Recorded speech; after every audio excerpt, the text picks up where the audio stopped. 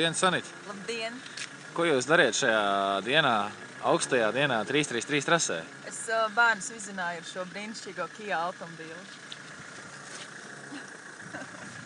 Un kāda bija bērnu reakcija? Bērniem ļoti patika, man vajadzēja viņiem mācīt ceļu satiksmes noteikumus, tā kā teorija, bet viņus vairāk interesēja rallija mašīna un trasa un ātri braukšana. Un kas tev vairāk pašai interesē? Kia vai rallija mašīna? Nu, un kā tev liekas? Labi, beidzam, jābrauc.